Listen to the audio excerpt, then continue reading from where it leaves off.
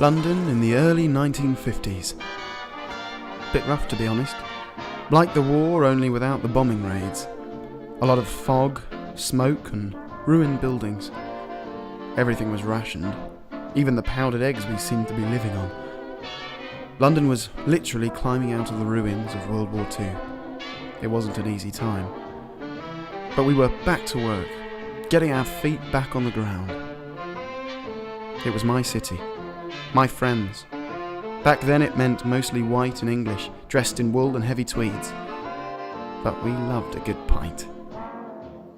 The birth of Princess Anne gave a lift to our spirits. I was pretty chuffed to watch the Queen heading to her coronation, which was broadcast on television for the first time for the whole world to see.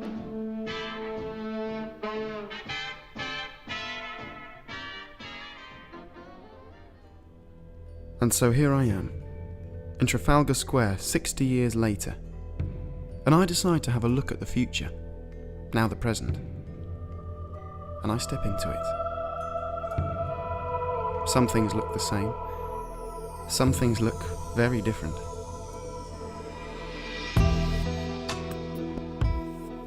Nelson's Column, Trafalgar Square,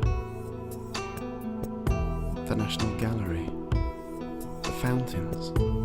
It was my city, but somehow I feel like a stranger. Everything's different. The first thing I notice is people from all over the world, restaurants of every nationality, food I've never even heard of. Well, maybe cafe au lait. It's all a bit overwhelming, like being in a foreign country.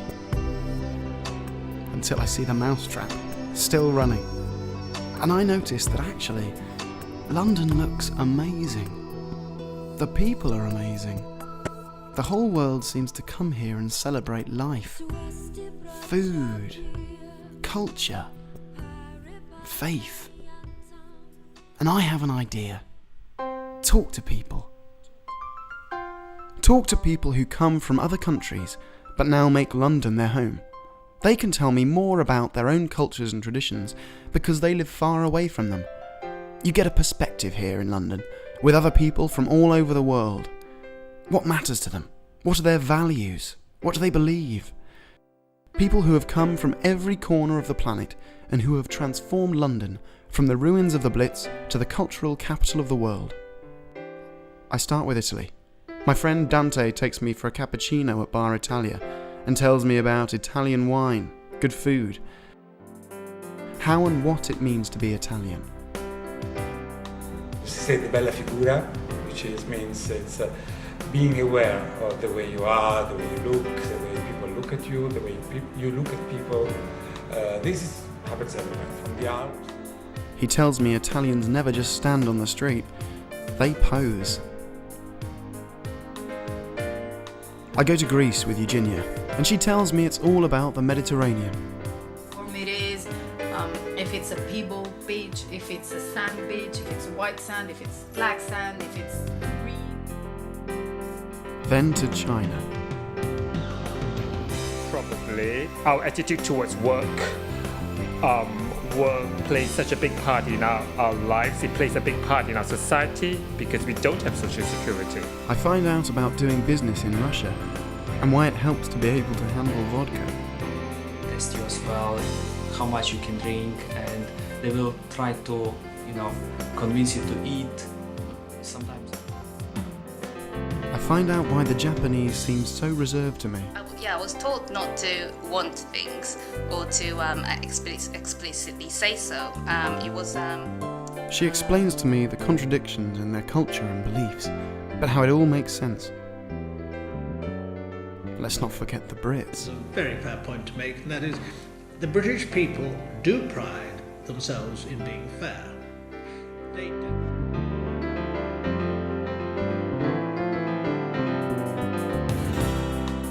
In Brazil and Latin America, I find out how important personal and family connections are to business, for pleasure, even selling aircraft to the world.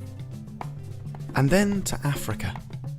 Yes, you could never walk into an African man's house, even if they were poor. they would offer you food straight away, even if it was... My friend tells me about the difficult problems in Africa. It's all true. War, famine, poverty.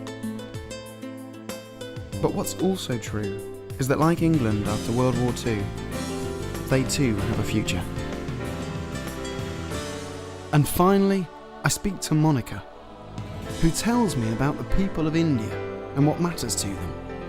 She's also a cross-cultural expert, so she gives me terrific insight into how nationalities compare and interact, and what a powerful tool understanding other cultures can actually be. What I learned is the world is so connected. Business is done every day, sharing cultures, languages and beliefs that are all so different. But all of them can be found right here in London. An extraordinary city that has transformed itself in 60 years from the rubble of war to an amazing crossroads of people, ideas, creativity, music and business. From all over the planet.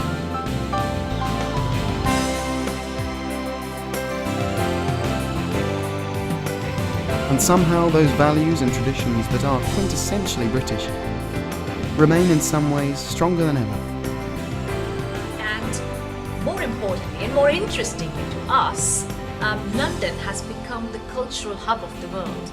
To me, it represents what future will look like, or what future cities will look like. London, my city, my friends.